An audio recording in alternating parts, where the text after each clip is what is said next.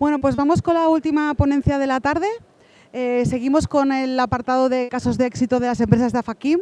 Hemos escuchado la ponencia de Alcaliber, súper interesante, y ahora tenemos otra de Swan Pharma, de la mano de Miguel López, y le paso la palabra. Ah, claro.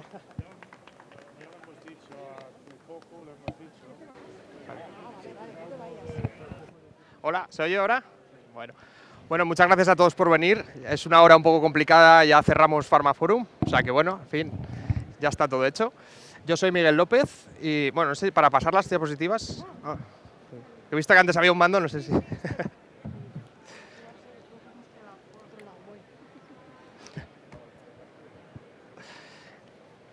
Genial. Vale, sí, es este, ¿no? Vale. Sí, ya va. Vale. Bueno, como decía, yo soy Miguel López, ahora me presentaré un poco más. El título que he elegido para esta ponencia es Desde la innovación al éxito comercial, el rol del Project Management en I+D. Como os decía, soy Miguel López, soy el responsable del área de negocio de Swan Pharma. Soy graduado en Química por la Universidad de Castilla-La Mancha y tengo máster en Farmacia Industrial por CECSIF y la Universidad Francisco de Vitoria. Y tengo experiencia pues un poco en todas las partes del sector, no mucha, pero suficiente, en producción, en QA y RA y QC, y luego en la parte de negocio, ahora como responsable de la unidad. Vale, un poco lo que vamos a hablar hoy, me gustaría presentaros, es un poco este índice, es una introducción a lo que es Swan Pharma y lo que hacemos en Swan Pharma. Luego, dentro de lo que es Swan Pharma, ¿qué es una unidad de negocio dentro de I+D? Ya veremos un poco más en detalle y por qué es clave para los casos de éxito que vamos a ver después. Un viaje desde la innovación hasta el mercado de genéricos, que es un poco lo que vamos a ver también después en los casos de éxito. Todo esto y por qué es importante el Project Management en todo este viaje que nos va a acompañar. Y luego, los casos de éxito en los que Swan Pharma ha sido capaz de llevar al mercado productos que a priori eran bastante complicados gracias al Project Management. Como os comentaba, os voy a introducir un poquito lo que es Swan Pharma y lo que hacemos en Swan Pharma. Swan Pharma es una empresa que se fundó en 1993 como un distribuidor de principios activos genéricos, fundamentalmente para todos los mercados de alta vigilancia o mercados regulados, como podría ser toda la Unión Europea, Estados Unidos. Y después de tantos años de hacer lo mismo, llegamos a la conclusión de que no nos podíamos quedar ahí. Tenemos que dar un paso más hacia la industrialización. ¿Por qué? Porque al final ser distribuidores y ser capaces de introducir el producto desde China o desde mercados no regulados como China e India a Europa, estaba bien en los años en los que era difícil ese acceso, pero llegó un momento en el que había que pensar, oye, hay que dar un poquito más allá, hay que dar un poquito más de valor añadido a la cadena. Entonces, Swan Pharma adquirió 2 fábricas, una en Italia y una en Portugal, con la que nos permitió industrializarnos y nos permitió dar un salto enorme en cuanto a ser capaces de fabricar nuestro propio producto, ser capaces de subir de una mera distribución a un portfolio propio de productos que nos pudiera posicionar en el mercado. A raíz de la compra de las fábricas, también decidimos dar otro pasito más hacia adelante en cuanto a la creación de la propia unidad de I+D. ¿Por qué? Porque al final, lo que hablábamos, ser capaz de distribuir un producto desde los mercados asiáticos hasta Europa está muy bien, pero al final lo que demandaban los clientes era un producto propio, un producto que nos identificara frente a la competencia, un producto de los que nos sintiéramos representados y fuera suficiente en calidad y en documentación para nuestros clientes. Para eso teníamos que pasar de manera... sin duda teníamos que pasar por una unidad propia de I+D, ¿vale? Eso pasó en el año 2021. Al final, antes del año 2021, lo que teníamos era una unidad de Business Development, que eso es importante, ahora veremos por qué. Dentro de la unidad de I+D, ahora veremos también por qué, vimos que había un gap en cuanto a las capacidades que teníamos. ¿Por qué? Porque al final, una unidad de I+D con laboratorio propio, que era capaz de desarrollar nuestros propios principios activos desde cero, planteaba serias dudas. ¿Por qué? Nos generaba una serie de problemas que tuvimos que dar solución. ¿Qué problemas eran? Pues, claro, hay ciertos productos o ciertos principios activos que no es posible fabricar en todos los laboratorios. ¿Por qué?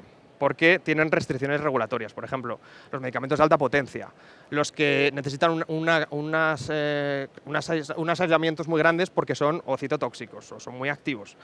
¿Qué pasa? Que claro, nosotros teníamos el laboratorio adaptado a las plantas y la capacidad industrial que cubría hasta cierto límite. ¿Qué pasa con los APIs que no cumplen esas características de la planta? Pues que tuvimos que pensar en irnos fuera, en buscar CDMOs, buscar fábricas que nos permitieran, oye, dar ese pasito hacia adelante. ¿Qué pasa? Que claro, al final también lo veremos un poquito más adelante, pero ¿qué pasa cuando en I+D, como ya todos conocéis probablemente, en I+D lo que abunda son, pues como nosotros, científicos, técnicos, pero claro, ¿cómo éramos capaces de dar ese salto hacia la industria y buscar un partner CDMO, o CDO, o CMO, según el caso, que nos pudiera satisfacer la demanda? Pues dijimos, oye, tiene sentido crear una unidad que aglutine precisamente eso, gente técnica que supiera de negocio o, como nos gusta llamarlo, negociantes técnicos, que es gente con un background técnico, pero que se le ha entrenado y se le ha proporcionado las herramientas para poder defenderse en las áreas de negocio. Y eso es un poco lo que hacemos en nuestra unidad, que es coger esa parte de business development que teníamos previa, que es justo esa parte que nos permitía, oye, contactar con los proveedores, darle ese pequeño o ese gran lavado técnico que nos permitiera ser un poco el punto de unión entre el laboratorio y los técnicos y la industria, negocio y la parte de negociación pues, con los proveedores. Y al final decidimos crear la unidad, ¿vale? Que somos lo que estamos aquí probablemente, ¿vale? ¿Qué pasa? Que al final ocurrían problemas. A nosotros tuvimos bastantes problemas. ¿Por qué? Porque comentábamos, al final, cuando tú pones a hablar a un técnico con otro técnico, la cosa va estupenda. Cuando tú pones a hablar a un técnico con un no técnico, la cosa ya no va tan estupenda. Y al final, pues, generaba fricciones, generaba tensiones, generaba que cuando nosotros teníamos que desarrollar por ejemplo, en el caso de las CMOs, cuando nosotros podíamos desarrollar en el laboratorio una molécula, pero no podíamos fabricarla porque no cumplíamos con los estándares que exigía la regulación, pues claro, había que hacer una tech transfer. Una tech transfer, que ya veremos ahora, bueno, esto es lo que hemos dicho antes, aquí. Una tech transfer, que ahora veremos un poquito más en detalle cuáles son los pasos de este proceso que hacemos, pero claro, generábamos problemas de, oye, no se entiende el técnico del laboratorio con el técnico de transferencia de la fábrica. ¿Por qué? Pues porque cada uno está un poco orientado en una parte de la cadena. Y pues al final cogimos a un científico, que está aquí, por ejemplo, Samuel, a un ingeniero, que es Jean Pablo, que está aquí, o a Belén, que es especialista en la parte de QA y QC, le dimos esa formación y a partir de eso fuimos capaces, ahora lo veremos en los casos prácticos, de dar solución a los problemas. Pero antes de ir a ese punto, me gustaría introduciros en probablemente algunos de vosotros ya los conocéis, los pasos desde el diseño del API que queremos hacer hasta que llegamos a la cadena a la escala comercial, ¿vale? En Swan Pharma lo que hacemos es una selección de candidatos. ¿Qué significa una selección de candidatos? Hacemos una búsqueda de los APIs que a priori pueden generar negocio. ¿Y cómo hacemos eso? Pues de diferentes maneras. O bien cogemos bases de datos de la industria, como puede ser Cortellis, todo ese tipo de bases, hacemos proyecciones de mercado, hacemos estimaciones de ventas de aquí a 10 años, business plan y un poco de estimaciones, y vemos cuál puede ser un API interesante. Esos candidatos se llevan al consejo o al comité de selección de la empresa, que al final nos valida o no. Una vez que hemos aprobado el producto, lo que hacemos es decidir, oye, este producto está muy bien, pero ¿cómo lo vamos a hacer? ¿Lo vamos a hacer interno en nuestro laboratorio? ¿Vamos a ir fuera a buscar una fábrica? Un poco hay que ver en qué queda todo. ¿En qué nos basamos? Pues primero, una estimación de costes internos, una estimación de costes externos, una etapa de feasibility, digamos, en las que vemos, oye, ¿podemos, no podemos? ¿Qué interesa más? Y se divide. Vale. Si lo decidimos hacer internamente, entra la etapa de desarrollo. Es la etapa en la que nuestro laboratorio, oye, coge y empieza a diseñar la ruta, empieza a probar en el laboratorio si funciona, porque al final pues no todas funcionan. Después vemos si esa ruta, además de funcionar, es rentable. ¿Cómo? Oye, ¿qué rendimiento tiene? ¿Qué perfil de impurezas tiene? ¿Qué calidad tiene? ¿Cumple, no cumple? Vamos investigando esa parte, ¿vale? Dentro de esa etapa tenemos tres, que es la prueba de concepto, que es la que os comentaba. Oye, ¿A priori sobre papel tiene sentido esta ruta? Sí. Perfecto. Después, ¿sale en el laboratorio? Porque al final muchas veces una cosa es el papel y otra cosa es la realidad. ¿Sale lo que buscamos? Sí. ¿Pero sale en suficiente cantidad como para que nos salga rentable? Sí. Perfecto. Pero tenemos un problema en calidad. Oye, pues hay que refinar el método, hay que refinar el proceso, vamos viendo, ¿vale? Una vez que se ha conseguido un rendimiento aceptable, pensamos en las siguientes etapas, que es lo que os comentaba. Oye, esta hay que transferirla a una fábrica, porque al final en el laboratorio está muy bien, pero somos gramos.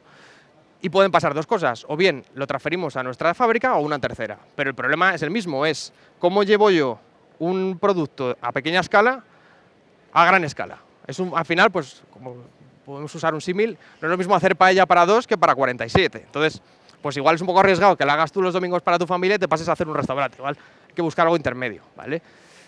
Esta etapa para mí es una de las más críticas que hay en el proceso. ¿Por qué? Porque intervienen multitud de factores de riesgo que te pueden salir mal, que son cambios de escala. Al final, claro, cuando tú vas a hacer un escalado de 1 litro a uno de 10.000 litros, pues la hidrodinámica afecta.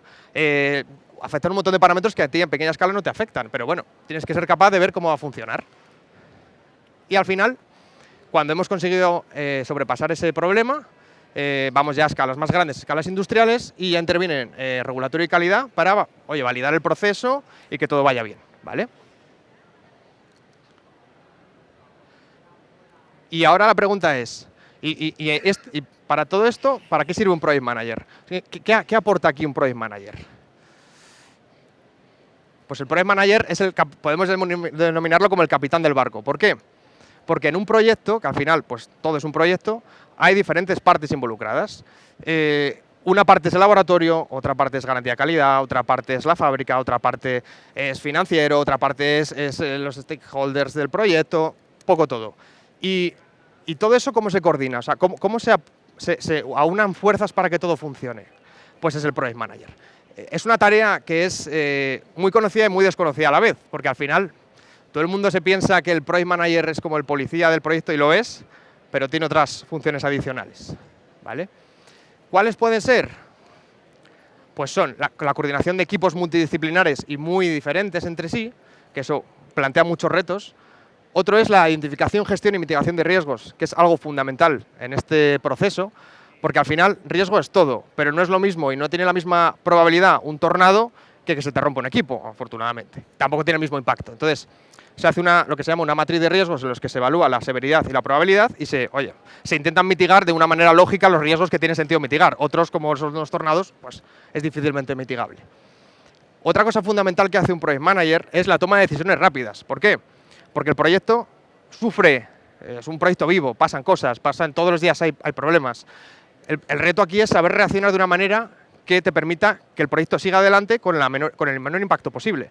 ¿Impacto qué significa? En coste o en plazo. Ese es un poco el reto, ¿vale? Y luego, una cosa fundamental es comunicarse con los stakeholders, que pueden ser el owner del proyecto, puede ser cualquier líder de las áreas involucradas. Es al final las partes interesadas dentro del proyecto, ¿vale? Que pueden ser una, muchas, suelen ser muchas, ¿vale? ¿Cómo hacemos esto? Pues hay diferentes maneras. Antiguamente se usaba un sistema como puede ser Kanban, que era pues, literalmente pegar POSIT en una pared.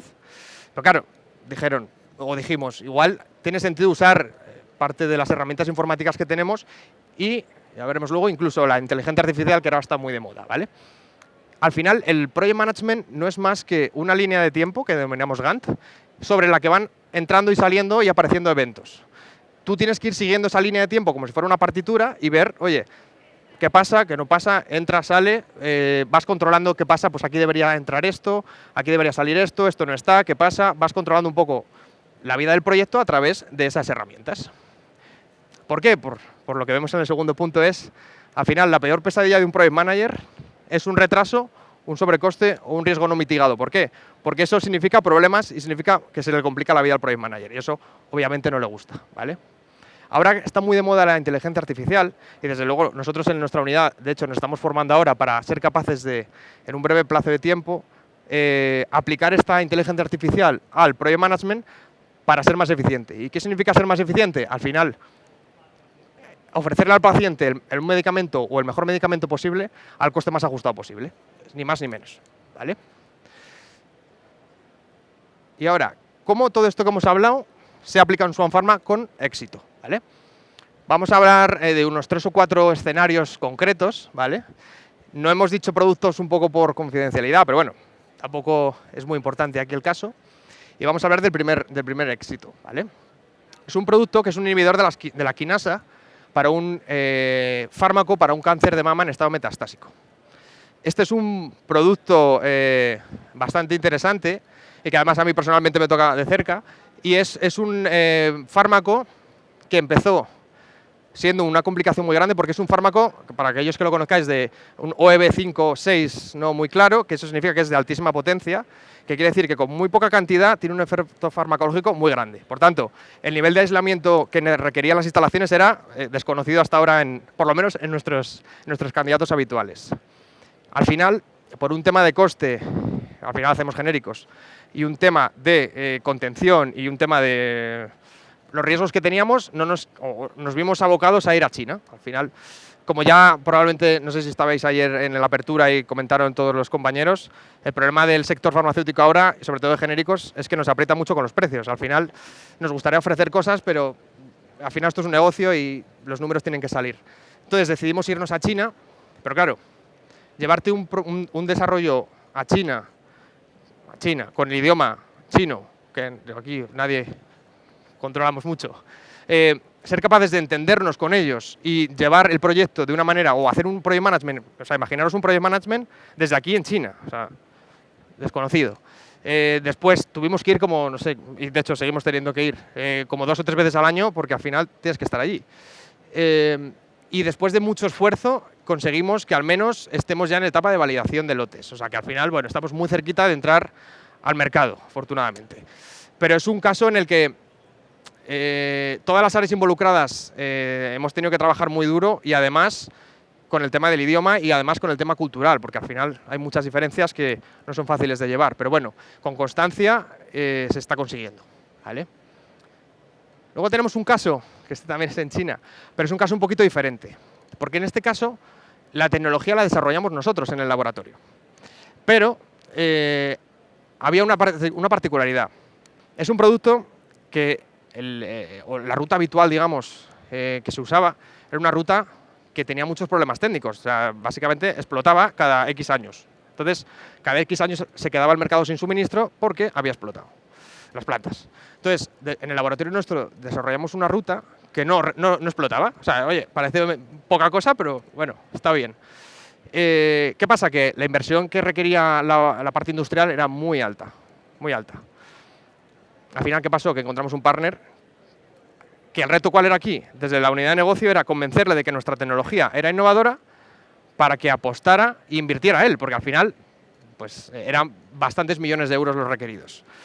Conseguimos convencerle, conseguimos que hiciera la inversión, ahora estamos validando la planta y esperamos que este producto esté disponible en el mercado muy pronto, pero al final pues, seguimos peleando y es uno de los que más dolores de cabeza nos da a día de hoy.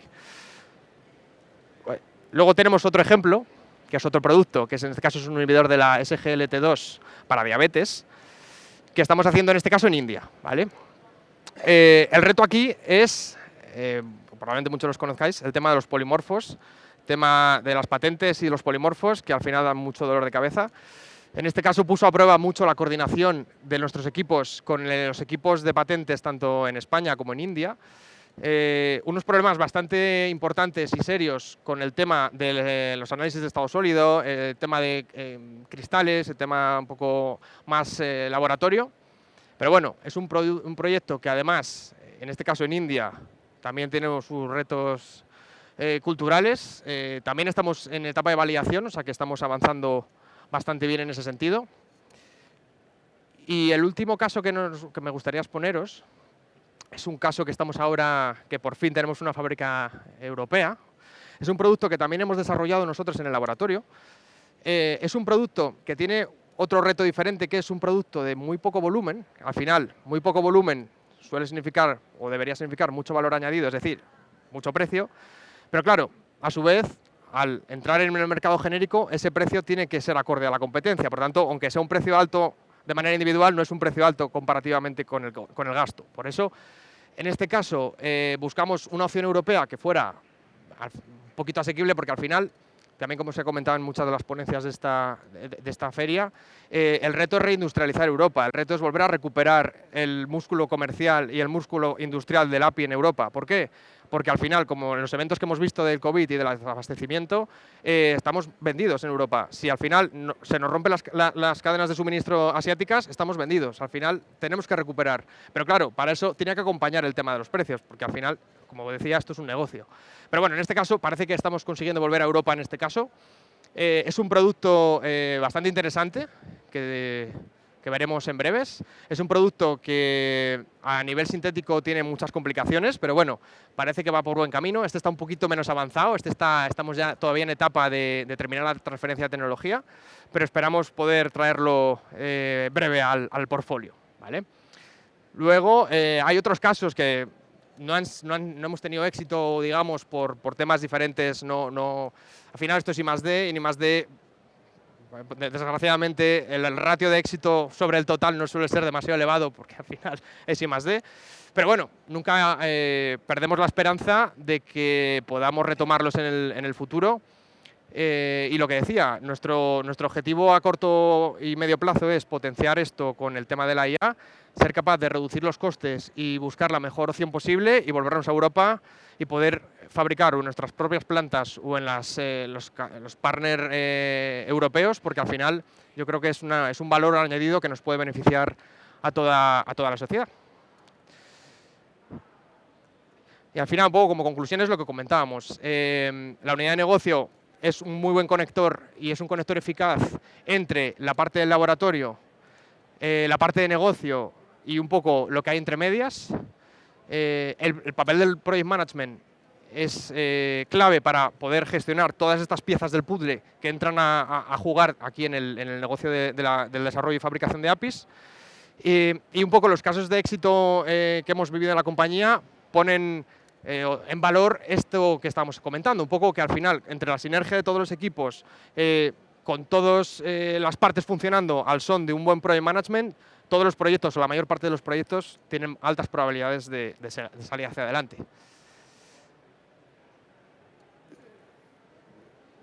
Y por mi parte ya está. No sé si tenéis alguna pregunta, alguna consulta.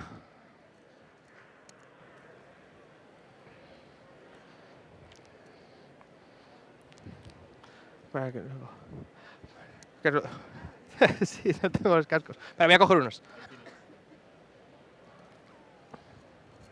A ver. Espera. Ah, no se escucha, ¿no? Ahora creo que sí, ¿eh? Hola. Ahora. Pero a ver. Sí, quería consultarte si ustedes como unidad de negocio justamente son un centro de beneficio, ¿sí? Que tiene... No. Ok. sé por dónde vas precisamente. No, no dejamos de ser I+D. I+D siempre es un centro de coste, desgraciadamente, si lo miramos de manera aislada. Obviamente dentro de la organización no es única, o no esperamos no ser un centro de coste. Yo no lo definiría como un centro de coste, sino como un centro de retorno de la inversión largo, digamos. Al final siempre retornará, probablemente no en el corto plazo. Es una de las peleas que tenemos además es bastante habitual ahora en la industria que se requiera un retorno de la inversión moderadamente rápido. I+D es medio-largo plazo, no dejamos de ser I+D. Lo que hacemos es intentar precisamente acortar ese plazo desde la inversión del producto hasta el retorno en el mercado. Es parte de lo que hacemos, parte de la selección de los productos. Es uno de los parámetros clave, que es el retorno de la inversión, cuándo podemos retornarlo. Pero efectivamente, si lo miras a corto plazo, es un centro de coste. Y la segunda es consultarte respecto de los tiempos. ¿Cuánto eventualmente está llevando un desarrollo de principio a fin hasta la industrialización? Si tienen eventualmente un target y cómo se adecúan en cuanto a la dinámica del mercado, porque lamentablemente eso también es algo que te cambia permanentemente el norte. Eso. Sí, es una pregunta muy interesante. Vamos a empezar por el final. Sí, al final, en la parte, sobre todo en el mercado genéricos, ya sabes que la competencia es brutal en cuanto a precio, pero sobre todo en cuanto también a plazos. ¿Por qué? Porque cuando las compañías tienen que aprobar fuentes, o sea, cada minuto cuenta y como llegues tarde, estás fastidiado. Nosotros como target solemos tener en torno a 2 años, 2 años y medio de desarrollo desde que elegimos la molécula hasta que planeamos tener los lotes de validación. Es el objetivo. Depende también un poco del producto. ¿Por qué? Porque si el producto, por ejemplo, tiene muchas etapas de fabricación, el tema de validación y el tema del DMF suele alargarse más. Si es un producto más sencillo, a veces conseguimos que sea menor. Pero bueno, nosotros nos guiamos en torno a 2 años, 2 años y medio, es nuestro target. No sé si alguien más quiere hacer alguna pregunta. Pues muchísimas gracias por estar aquí. Muchísimas gracias a todos. Solo decir que seguimos en contacto. Si alguien tiene alguna duda, pregunta o consulta, aquí tenéis mi email y mi LinkedIn. Muchas gracias. Gracias. Y nada, para todos los presentes agradeceros que nos hayáis acompañado durante el día de hoy. Muchos de vosotros estáis desde primera hora. Muchísimas gracias. Y os emplazamos a todos a APIS Forum 2026. Muchísimas gracias.